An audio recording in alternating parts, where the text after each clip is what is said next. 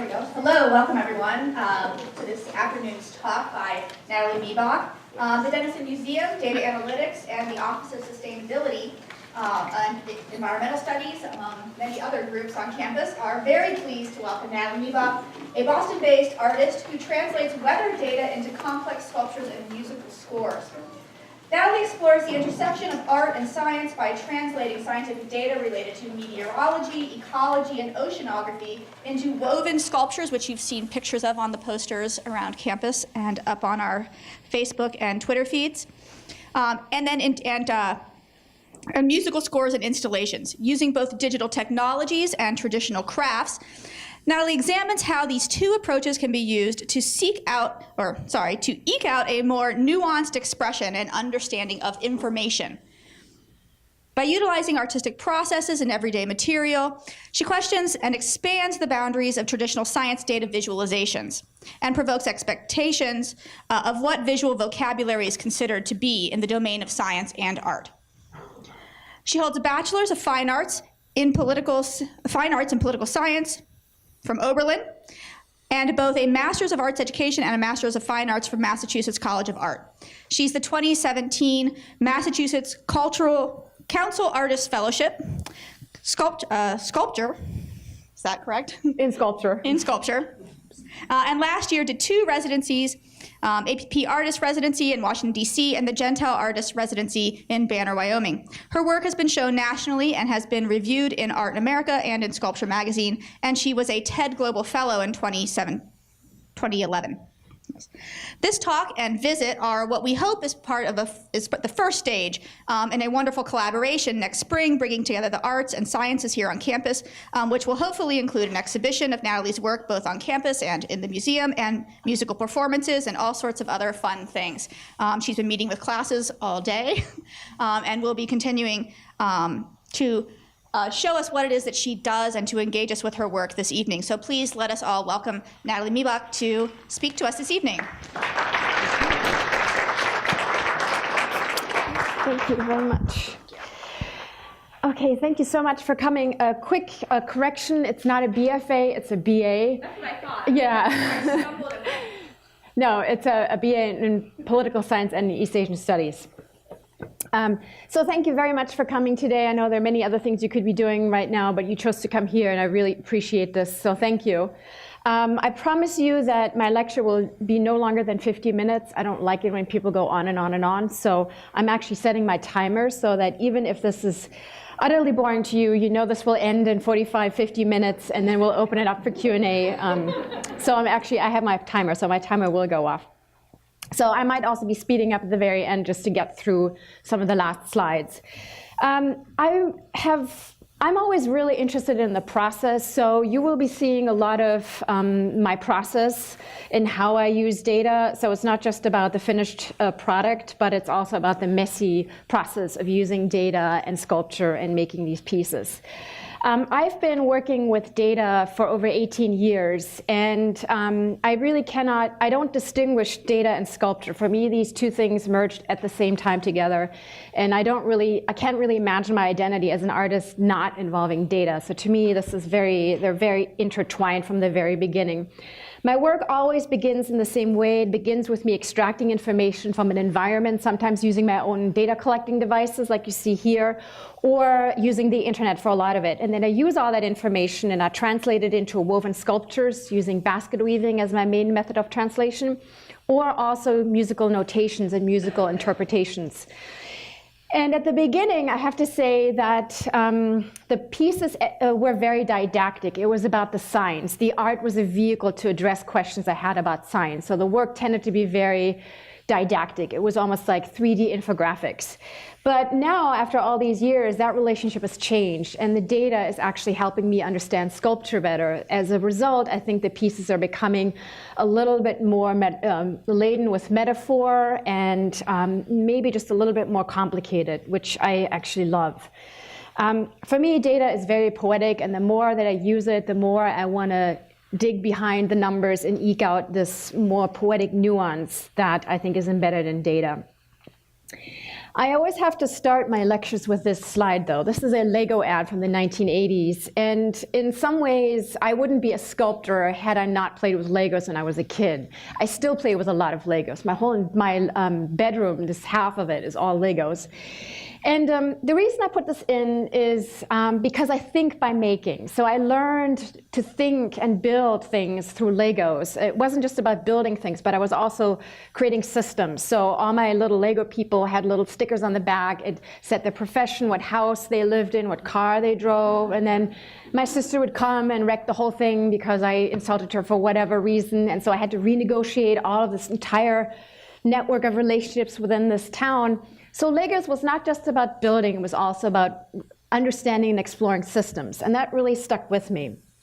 A lot of my work looks very playful, and people oftentimes think it's for children, but it's not. It's very much for adults. Children don't need this. They still get it. They still understand the sort of language of play. The reason I make things very playful is very deliberate. I'm trying to lure you into the information without immediately telling you that it's scientific information. Because what I find a lot that happens when you tell people this is based on scientific information, the shutters go down and there's a step backwards. And I'm trying to get you into the work in a more, like a detective. You have to sort of figure out what the piece is about. So after you spend a lot of time looking at the piece, you notice that all these little cards, all these dowels, all these pieces of reed have little tags written on them that might say a temperature reading or a wind reading or a barometric pressure reading. So slowly this numerical logic reveals itself underneath that visual chaos. The material that I use, the sort of my building blocks, is weather data, and a lot of it comes from the internet. And to me, weather data is so much more than a bunch of numbers. There's always the meteorological story behind any kind of weather event, which is very interesting. But we don't experience weather just through an app or through these data visualizations. We also experience weather on a much more emotional level, on a visceral level. This gray Ohio sky brought back so many memories of being at Oberlin in my undergrads and just having that sky come in September and park. So I had all these kind of visceral memories coming back. But many of you will probably remember the weather on 9/11. You may not remember the day before or what the weather was the day after. But weather is part of our existence. It's this companion that's with us from the day we're born to the day we die. And I'm interested in that other part of the weather, not just the science part, but also the way we experience it. But when I'm in the studio, I walk into this daily contradiction. Because as an artist, one of the things that you learn is that in order to really understand a material, whether that's wood or clay or painting, you have to fail with that material 100, 1,000 times. You have to break it, twist it, distort it, step on it, melt it. If you use that kind of language with data and you say, oh, I'm going to melt it, play with it, distort it, it quickly gets this reputation of being bad data or being data that's been fudged. So one of the things that I don't really have an answer to is, can data be an artistic medium? Can it retain its integrity by translating it through an artistic process? And that's something that I don't really know the answer to. I do think it's important to fail with data in order to understand data better or differently. I think if we only approach data through the language of science or through the language of infographics, then I don't think we ever really get a chance to see it in a different light, even if that means compromising it at times. So how did this weird juncture between basket weaving and data come about? Well, it really began a long time ago with the Hubble.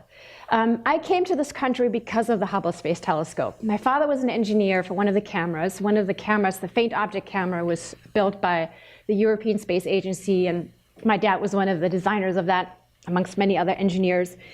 And we came here, we first lived in California where it was built, and then moved over to the East Coast to Johns Hopkins University where the Hubble Space Telescope Institute is. And so when it was, bring your daughter or son to work day, this is where I would go. My dad was one of the people in those plastic suits, and I would watch him running around and looking important. So I saw the thing being built, which is pretty amazing. But one of the reasons I bring this up is because my dad was a very soft-spoken, very down-to-earth person. When I was 16 years old, came to the kitchen and showed me this image. So, and we had images of space all over the house, so this wasn't anything new. But he was particularly excited about this one. So this image is the Hubble Deep Field, and it's an image where they turned the Hubble towards the constellation of Ursa Major and made over 342 exposures over a 10-day period. And what you see in this image, all these dots, those are not stars, those are galaxies. So you're looking at the deepest of space that we've looked at through the visual spectrum. And my dad was just really excited about it. And I just felt that excitement, but couldn't figure out how to kind of get into it, how to understand it in a more tactile way. And this image came back to me, and this whole situation in the kitchen table came back to me 20 years later when I started taking astronomy classes at Harvard University in their nighttime division, because I would again be confronted with these images of space. So here you have the deepest of space and time, and it's always projected against this computer screen. There's nothing in astronomy that you can go and touch. You can't jump into a spaceship and just zip around the solar system to get a spatial sense of how things are related. So I wanted to find a way of somehow making this tactile. And I think when you start to pay for your own education, you start to just kind of become a little bit more bossy in terms of how you learn. And so I decided the only way for me and for that astronomy class to actually teach me something was to find a way of making this 3D. And it so happened that at the same time I was taking a basket weaving class. So I would come into a lecture hall like this with my bucket and my sprayer and my reed and listen to these incredible lectures. So I was interested, and even though the course was already going towards quasars and neutron stars, I was still sort of stuck in this triangular relationship between the sun, the moon, and the earth, and started to look at a lot of ways that astronomy describes that relationship. So you had some diagrams where you're sort of zipping around, you're sort of this bird flying outside and you're seeing the earth and the moon and the sun. And then other diagrams where the experience of seeing the earth and the sun, the moon and the sun, actually from an Earth's perspective, was taken more into consideration. And so I wanted to kind of find a way of breaking through that.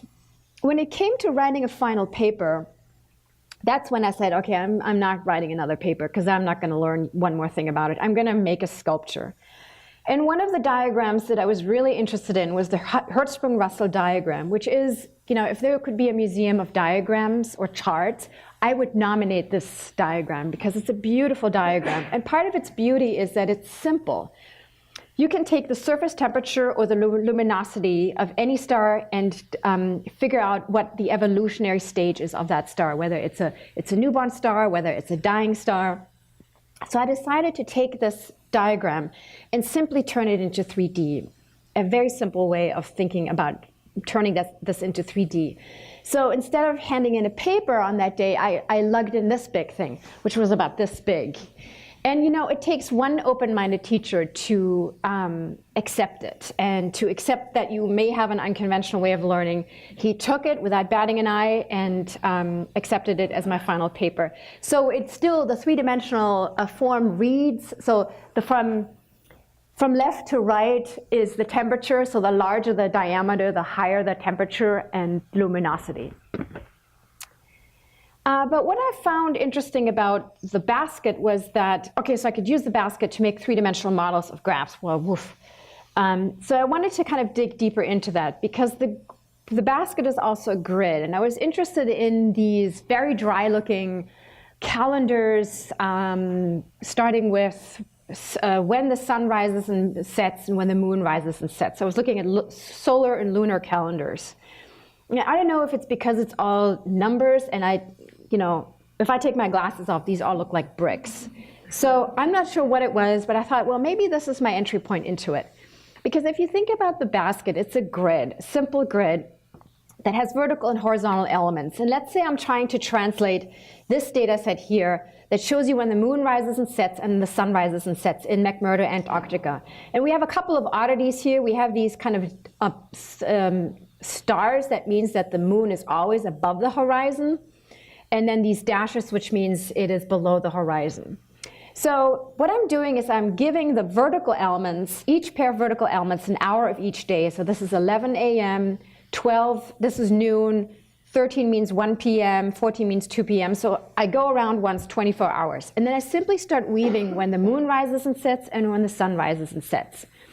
And I'm using something called reed, which is a natural material. And reed has tension, which means I cannot fully control the material. If I exert too much pressure, it breaks. So what happens when you have these two data sets that are slightly off, and you do this over time, it starts to distort the grid, and you start to create, you start getting these warps in the form.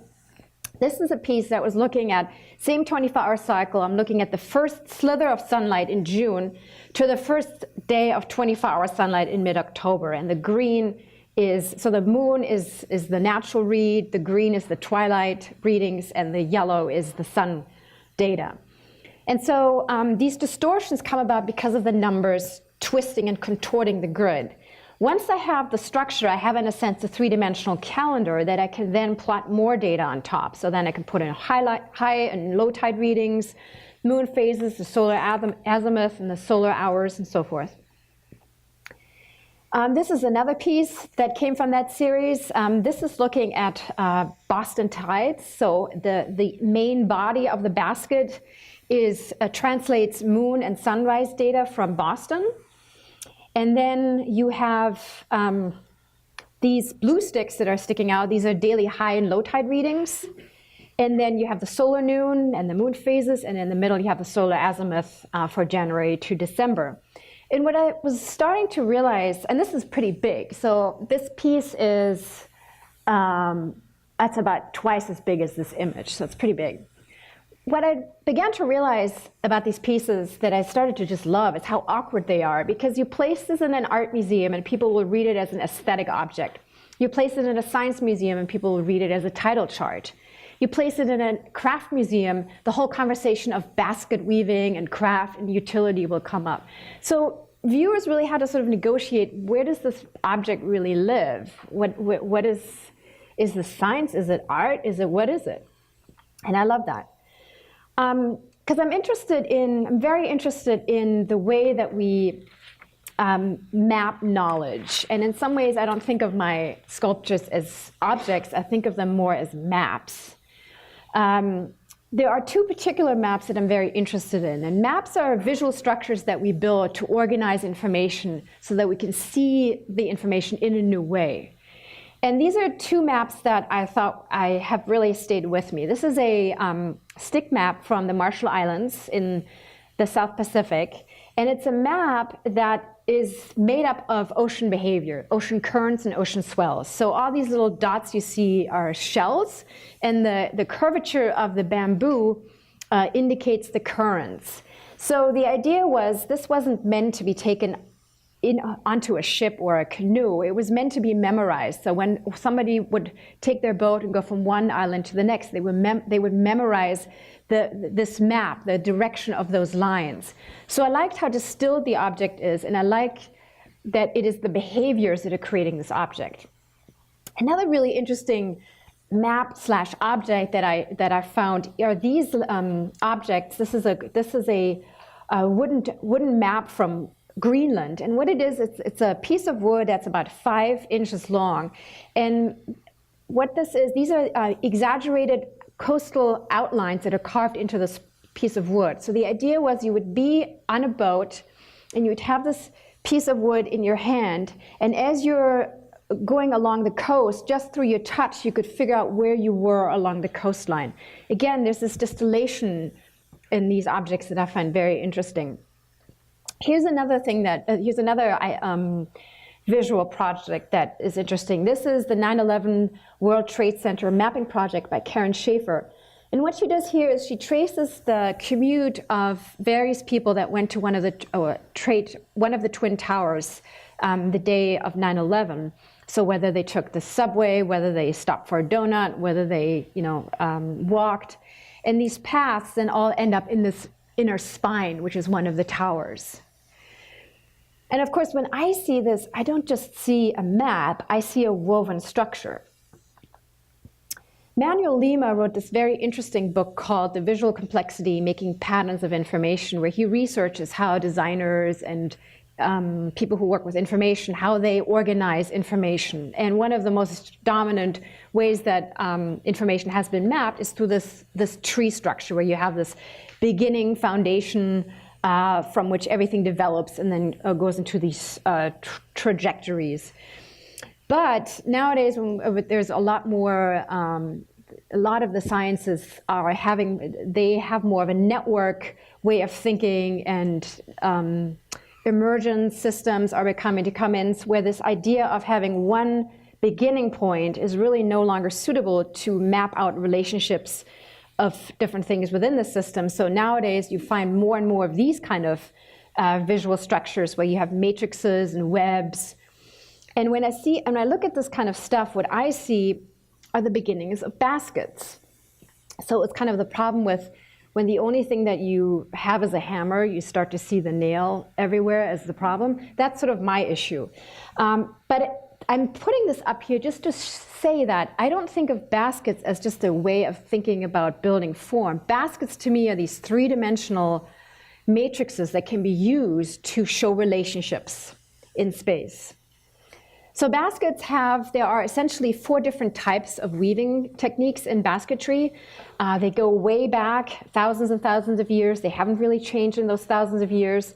And each of them is very logical, and each of them have their own strengths and weaknesses, but each of them, I think one of the reasons I love working with this process is that it's very logical. There's nothing, the matrix of a basket will fall apart the minute you try to usurp its kind of physical logic. So they're very logical. I guess I'm coming back to that term. Now let me kind of switch gears and talk a little bit about how and where weather started coming into it. And why basket weaving started to change in the process. So I found myself on Cape Cod, which is this peninsula in southeastern Massachusetts. After graduate school, I had a residency there for 2 years, and we like to describe Cape Cod as this fisted arm, like this. And so Boston would be up there, and I was living right on that fist in a place called Provincetown, which is surrounded by ocean and just beautiful landscape. And I think I just needed an excuse to get out there every day because it was just so incredibly beautiful. So I was there for off-season, and I wanted to, prior to that, I had always been using data that other people collected. And I wanted to understand, well, what happens to my understanding of sculpture if I'm the one collecting it? And I found that data collecting is very hard. It takes a lot of discipline and a lot of time. And so for 18 months, I would go to Herring Cove Beach, and I would use data collecting devices that I found in the local hardware store. Went down the kitchen aisle, went down the garden aisle. I would build my own weather collecting devices, and I would go to this beach, rain or shine. It's one thing when it's 70 degrees. It's another thing when it is 30 degrees and you have a 30-mile northerly winds, where literally the sand, every single sand kernel is a dagger into your face. So it takes an enormous amount of discipline to go out there every day and do this. And one of the things I found was that it's not just collecting data and numbers, but what I was doing while I was sticking my thermometer into the ocean or into the sand, I was also paying attention to what was going on around me, what kind of birds were out in the water, what sort of stuff was washing ashore, what boats were out there, how was the beach erosion changing, paying attention to the environment as a whole. Because weather is an amalgam of system that interacts with an environment. So you don't really understand weather if all you ever do is look at your app.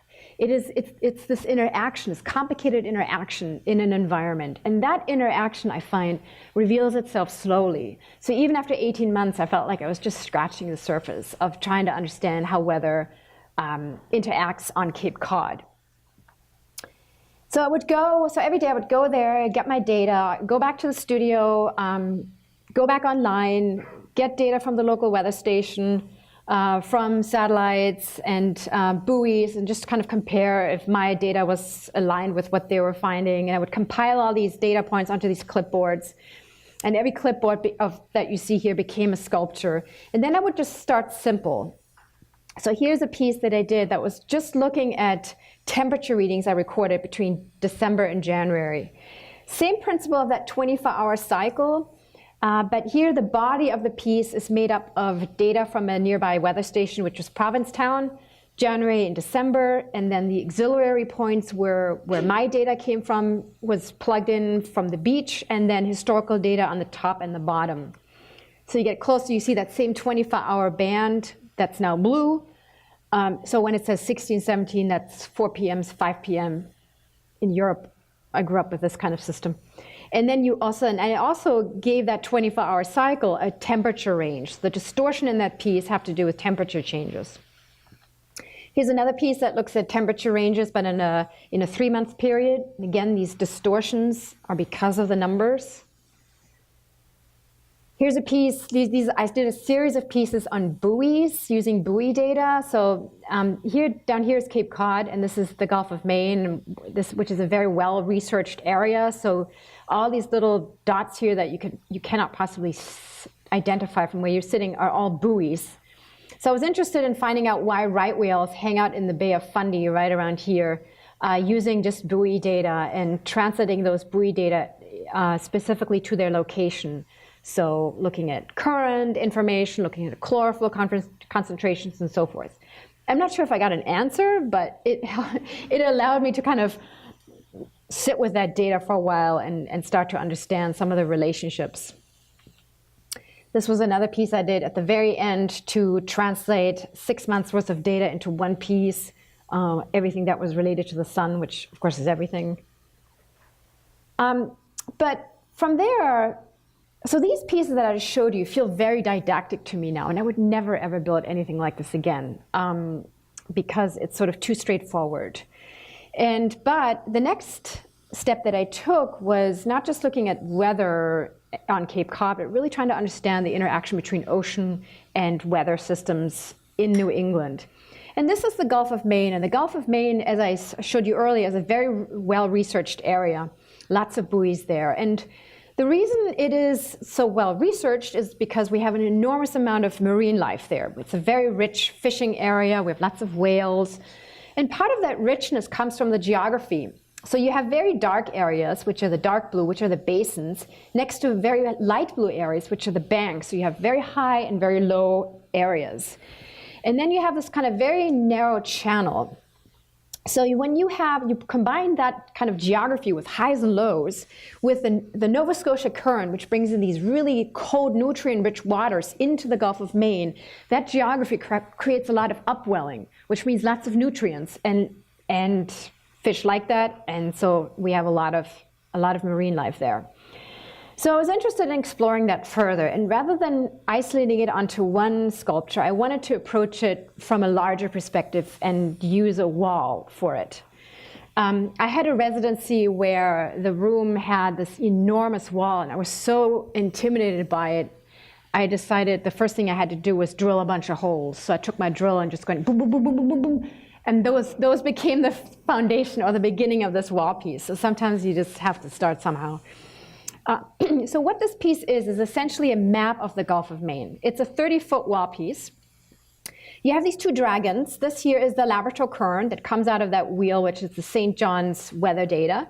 And it wheels around and goes all the way around, and that's the Gulf of Maine right here. This orange dragon is the Gulf Stream that brings in the warm waters up the eastern seaboard. You basically, here you're in the south, here you're in the north. And when you get closer, you see that the basins and banks have been translated into these woven mats. You have lots of buoys that are translating data. You have, here we got the Labrador current and the Gulf Stream, and then the Gulf Stream rides on these wheels that show weather data from stations along the coastline as it goes up the eastern seaboard. Here's St. John's weather in Finland for 1 year's worth of data, and then you got the coastline along here with these coastal windmills translating wind patterns for 1 year. And then you get closer and you get lots of details and copepods and herring and so forth. And if you really want to know what all these little things mean, there's a legend that you can, a wheel next to it where you can read what all these little dots and fish and beads mean. So if you want to have a very didactic view into it, you can, but you can also sort of immerse yourself into that interaction. What I wanted with this piece was I actually took oceanography classes at Harvard to get the science, but I also wanted the logic of an 8-year-old kid in there to sort of play with this knowledge a little bit and not just do a 3D version of an oceanography map. So that's why it looks somewhat playful. Working with the ocean has also brought up a lot of opportunities to work with scientists. And I collaborate with a lot of people. And it's interesting because I'm sort of the least likely person to collaborate with anyone. I really don't like, I'm very shy. And I would rather be in the studio by myself, close the door, and be a hermit and do my work. And nothing would make me happier.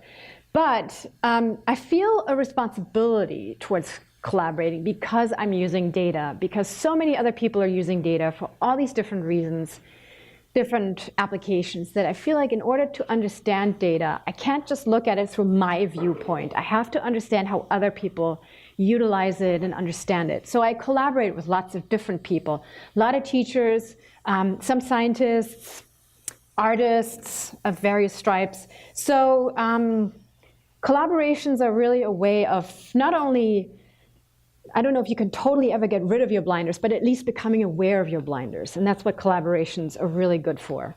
So this was a collaboration I did with Jonathan Finke, and it was one of the harder ones I did. It's not easy sometimes to collaborate with people. And he was looking at krill aggregation. So he was looking at krill, which is this animal right here, up here. And krill is an interesting and important part of the food chain. So there's phytoplankton that is eaten by krill, and then other animals eat krill. So if you look just at where krill hangs out, you can figure out a lot of things about the food chain or the food web. And Jonathan was using sound data for this project. So light does not penetrate very deep into the water column. So in order to understand and see what's going on down there, you have to use other means. And one of them is sound, in conjunction with other data sets. But I was interested in his use of sound. And his research focused on this particular area in the Gulf of Maine. So I had already been using the data sets from a lot of the buoys. I was somewhat familiar with how other areas in the Gulf were interacting. And I was interested in using his data in the context of larger biological, geophysical seasonal cycles. So not just looking at his krill aggregation, but how does it sort of fit into the larger spectrum? And it was interesting because when he gave me his data, I was completely lost. This is an echogram, and basically what it shows you is when the ship tows the sonar equipment in the back, it shoots down, the sonar equipment shoots down sound waves into the water column. And every time something intercepts that sound wave, whether it's a little bit of plant material or an animal or some sort of microorganism, it'll shoot an echo back.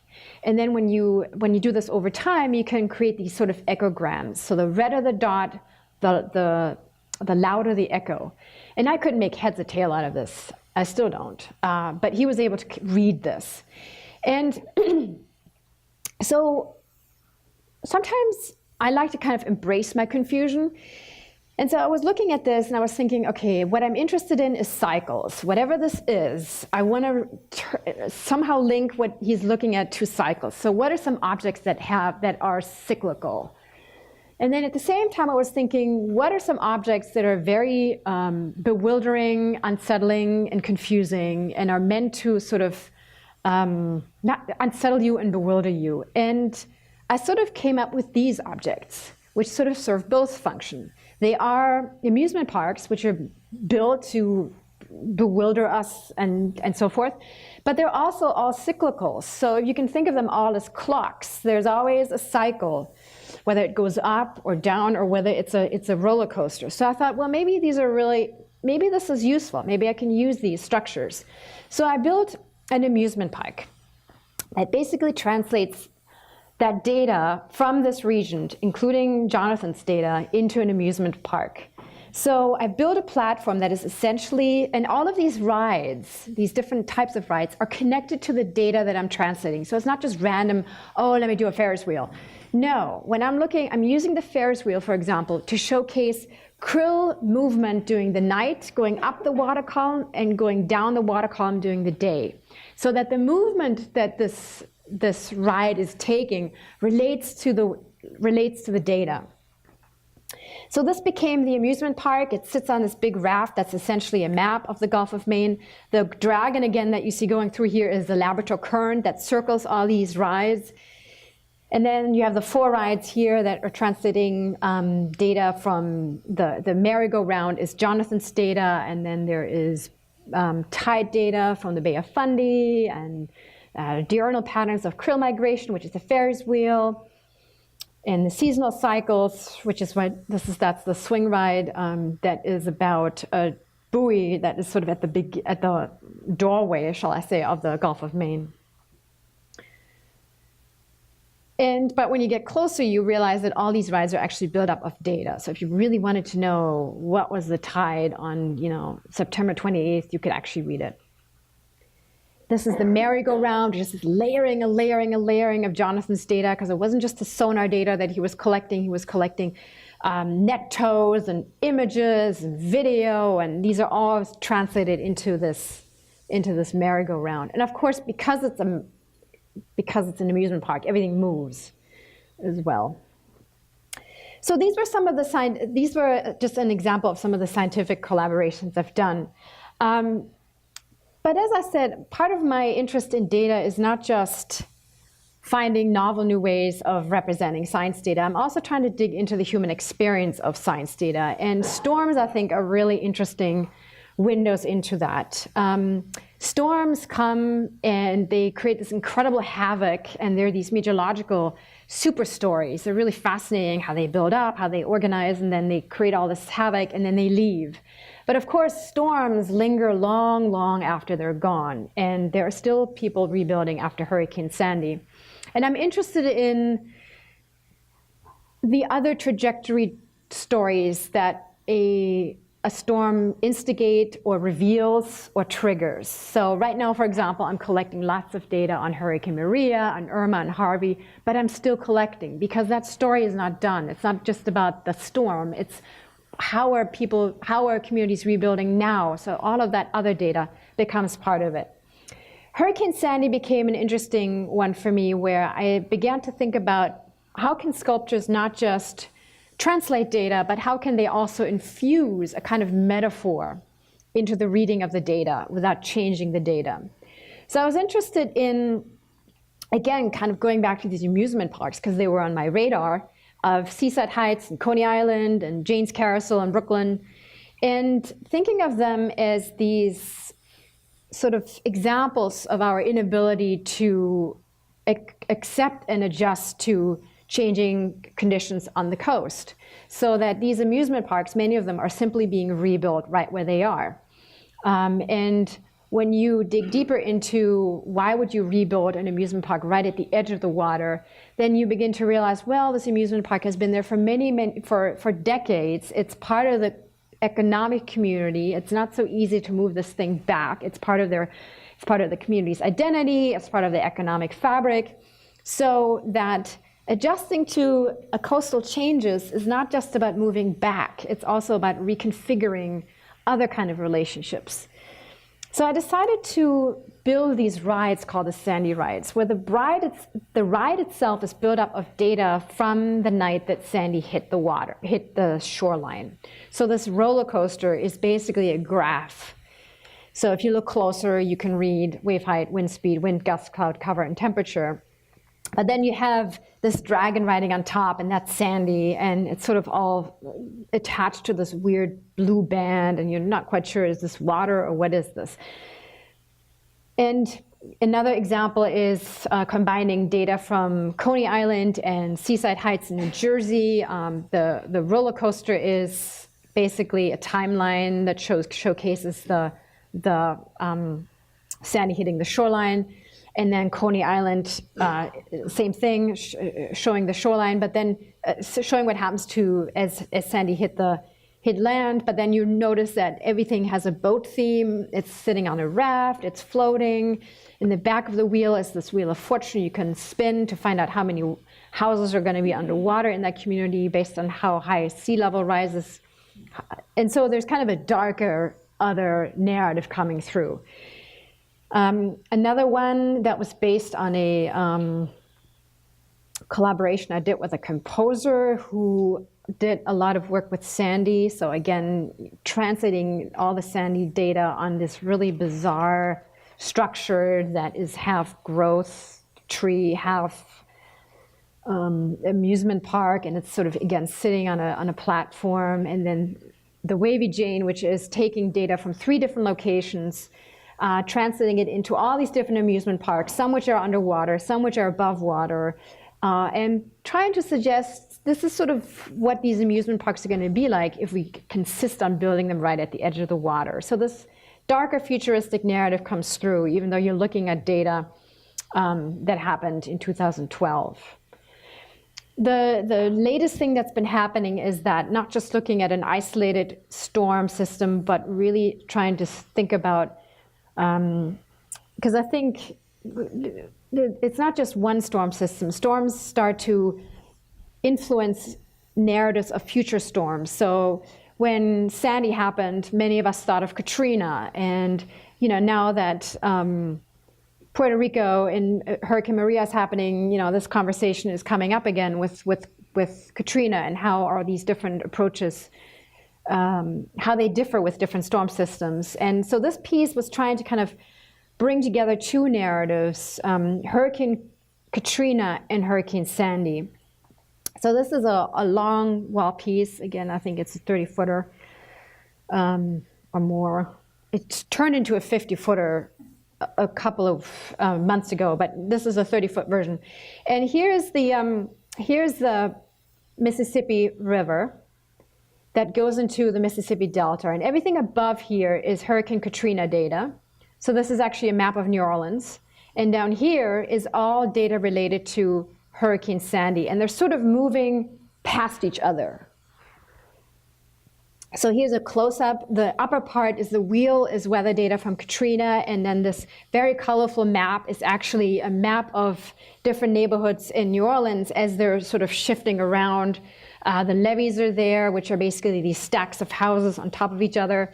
Then you have little arrows that show you when something flooded and how much water came in. And then this is the coastline. So these umbrellas are actually buoy data as the storm moved up the coastline and then hit the Mississippi coastline. And then the Mississippi Delta with these platforms that are related to the oil rig, related to oil rigs that also show the level of sea level rise. And then finally, all the amusement parks that translate Hurricane Sandy data, so kind of reusing that idea of the Sandy rides, but in a slightly different way. So, and I think if I'm going to do something for the museum next year, I'm thinking about a big wall piece that talks about Irma, Harvey, Maria, and I think I'm going to go in that vein. So the last project I want to talk about is another way that I've tried to kind of tap into a more nuanced understanding of data, and that has been through music. Now, I have to admit right away that I do not play music, nor can I read music, so I'm coming at this extremely naively. But sometimes naivete can also be a powerful element, because you sometimes take the most courageous decisions when you don't really know what you're doing. And I find that the work that is the most gratifying to me is the work where I don't know something. I don't know what I'm doing as part of it. And that's certainly been the case with music. So the music notation came in, again, because I wanted to understand not just how a weather instrument understands and records weather, but how does a human being understand it? And so these musical notations have become this mediator between the data I'm collecting from an environment and then the sculpture. And then I use these musical scores to collaborate with musicians. And I've been doing this since 2008 in this project called the Weather Score Project, where I work with musicians and composers all over the country. Wherever I have a show, I try to organize a concert. And both the composer and I begin with the same basic material, the same data set, whether that comes in the form of draw numbers or in the format of a score. And then he or she will write a musical piece that's based on that material, and I will create a sculpture. So we both begin with the same material. So, and that's been just really, really fantastic. And we've done these concerts in many different places, museums, planetariums, galleries. So I'm hoping that we can do something like this here. But let me go back to the scores. So this is the very first score that I wrote. And this is a score that is based on a death in the family. And when I was interested in this one is that, as I said, a weather instrument is a metronome. It just measures things every minute, every second. But that's not how we experience time. It slows down, it speeds up. And especially when you're going through something traumatic as a loss in the family or a loved one, then wow, time really kind of throws you for a loop.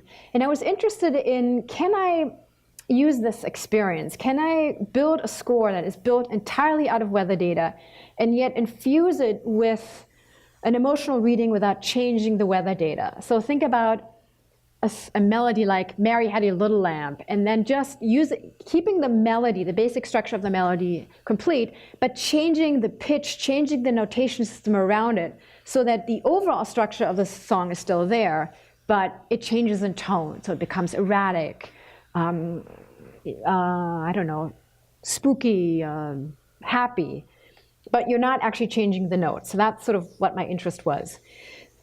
The score here is very much a basket flattened out. So remember that 24-hour cycle that I built with a basket. What I'm doing here is basically cutting that basket and flattening it out. So what you see here is the same 24-hour cycle band. We have 6 a.m. here, we have 12 noon, 6 p.m. and 24 midnight. And every two lines here are 1 day's worth of data. So this is when we found out about his death to his funeral. So the dots here are all weather data that come from my weather station. So humidity, temperature, barometric pressure. So, you know, every 6 hours, there it goes. And then the diagonal lines you see are wind data. And then the little symbols here are cloud cover or cloud, or what's going on, if it's clear or not. The only thing that's subjective is the tempo reading, these black lines, how time actually felt. And so when working with musicians, I'm interested in them trying to stick as close as they can to not changing the notes, but still infusing it with an emotional reading. So what you'll hear now, that's my timer.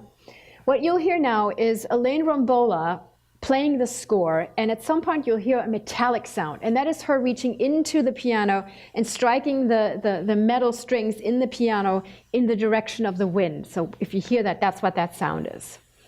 So let's hear, oh, and then this is the sculpture I built that translate that score into 3D. But let's listen to her.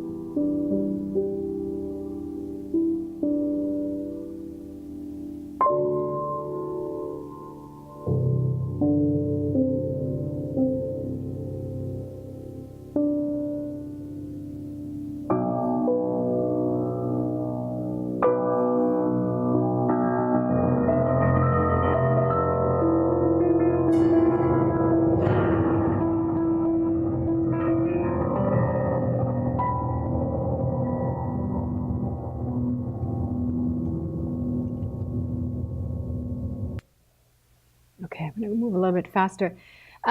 Working with musicians has been very interesting because I've been very lucky to work with musicians who are very honest in telling me what works and doesn't work. So I've changed the structure of the scores numerous times. Another attempt at creating a musical structure was through these more graph-like depictions, where I'm literally taking 3 values, wind, temperature, and barometric pressures, from 3 different data sources of Hurricane Noel as it goes into the New England waters. So this big green blob is Hyannis, Massachusetts, a weather station on the Cape. This red blob is a weather buoy in the ocean, and then this yellow blob is Natashka in Quebec, where the storm actually hit land.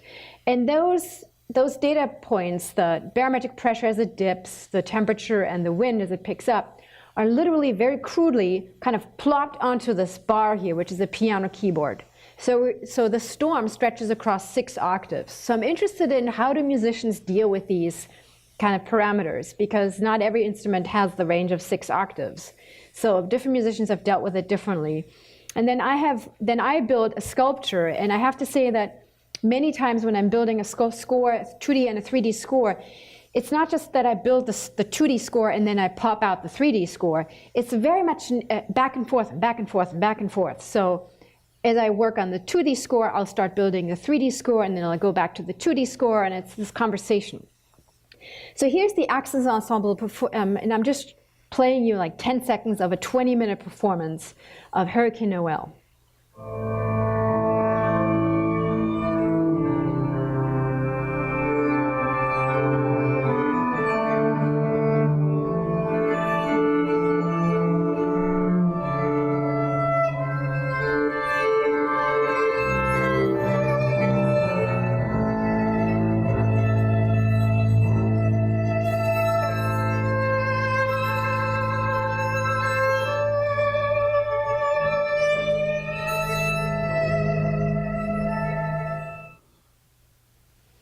Okay, and this leads me to my last score, and then I'm going to finish up.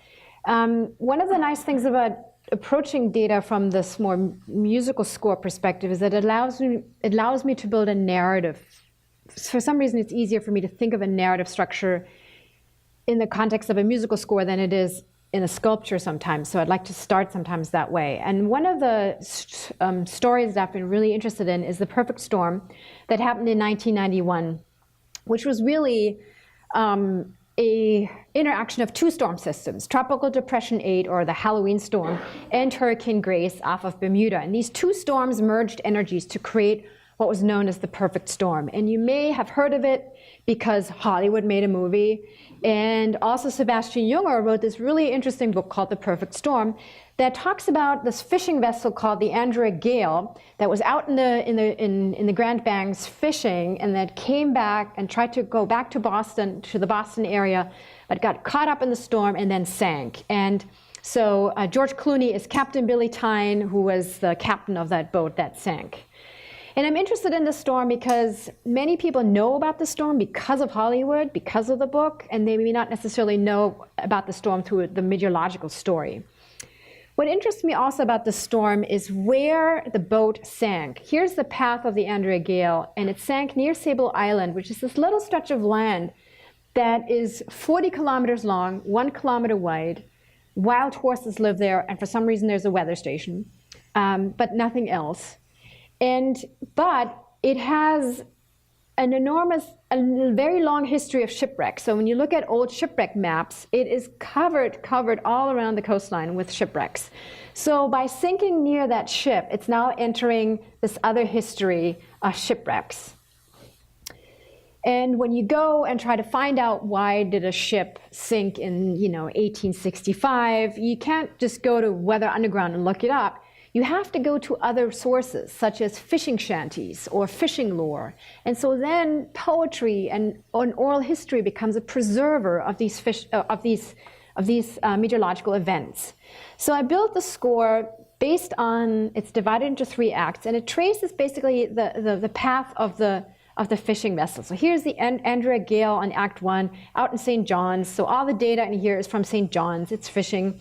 It has to veer back. It's out there longer than it should be because it's the last run for the season. They're in debt. They got to cover their debt. So they turn back too late, and they get caught up in the October 28th, 29th, where the wind really rises up, got lots of waves, and now they're near Sable Island, and the boat sinks. The third act is then written from the perspective of people waiting for them in Gloucester, and it's prefaced with this ghostly crew, which is a fishing shanty that talks about the sinking of the Haskell in the Gulf of Maine. So for me, these scores lead to various sculptures. This is one sculpture that translates all three data sets in one. This is a sculpture where each mast translates one act. And then this is the title. These are title calendars from Provincetown and from St. John's. And then this boat on the top has a map of the Gulf of Maine, and then you see again the Labrador Kern, which is the blue dragon, and the Gulf Stream, which is the orange dragon on the side. This is just looking at buoy data as these two storm systems interact with one another. So this is the Halloween storm. This is Hurricane Grace. And then finally, looking only at data from Sable Island. So lots of different, in other words, the score leads to many different stories, many different ways of translating the data. I want to end with this one. This is a piece that focuses only on wind data from the night that the fishing vessel, the Andrea Gale, sank. And this is the piece that I built. And what you'll hear now is Matthew Jackford's interpretation of that same wind data. And you'll hear this and what he was interested in the score was the way that these wind notes interacted. So when you hear that kind of repetition, that is what he is referring to. So let's end with that.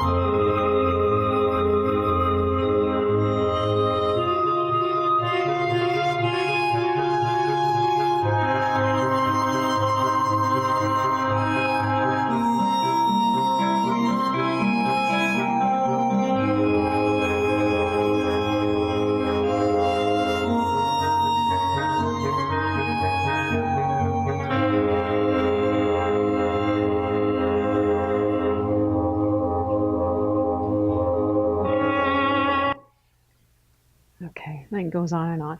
So thank you very much for being here and listening. Thanks.